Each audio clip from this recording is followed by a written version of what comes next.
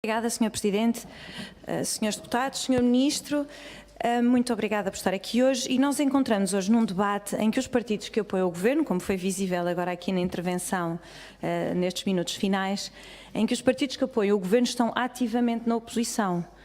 E não é só uma oposição ao aumento dos recursos ou das prioridades, na realidade é uma oposição a todo o projeto da União Europeia.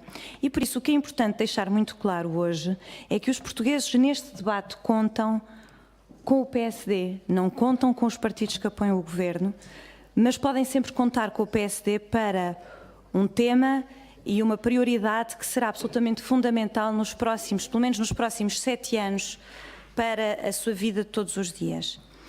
E por isso parece muito relevante, também por isto, Sr. Ministro, começar por relembrar uma questão. É certo que nós vivemos, e foi amplamente referido aqui, que nós vivemos num quadro que é desafiante, na perspectiva do Brexit, reduzir as receitas e porque as prioridades, como já foi referido várias vezes, em particular a intensificação das prioridades de segurança e defesa, inovação, cidadania, etc., vão implicar mais despesa.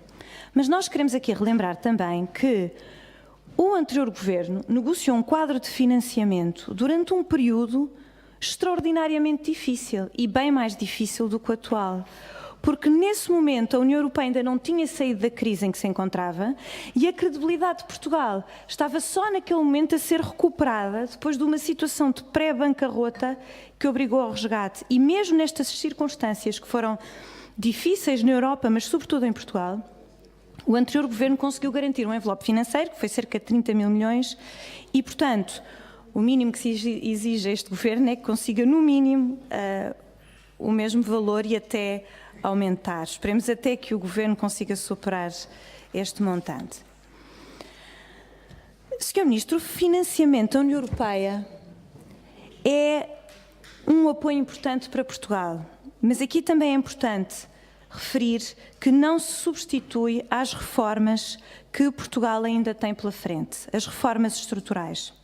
O Fundo de Coesão, os fundos de coesão em particular, pretendem apoiar, mas não se substituem ao esforço por parte dos Estados-membros e, aliás, são as reformas estruturais que potenciam os efeitos positivos dos fundos europeus.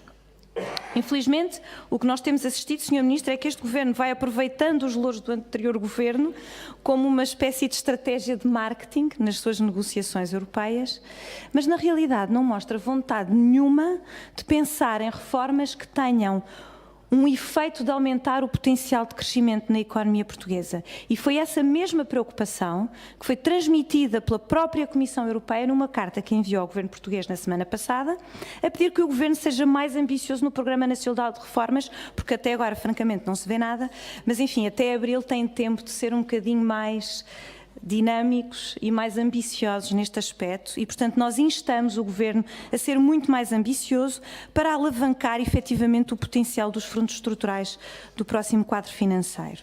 E uma última questão, para acabar, muito obrigada, Sr. Presidente, referiu a questão dos instrumentos financeiros, portanto, na questão da separação entre, da distinção entre as subvenções e da utilização de instrumentos financeiros, é um facto que as primeiras tomadas de posição, enfim, que temos visto por parte dos Estados-membros, Parlamento Europeu e Comissão Europeia, mostram que os instrumentos financeiros vão ter uma importância muito maior. E uma pergunta muito concreta é como é que nós podemos aproveitar esses instrumentos se o Banco de Fomento, o IFD, não está a funcionar como devia? E o que é que pensam fazer para o pôr a funcionar nesse sentido? Muito obrigada.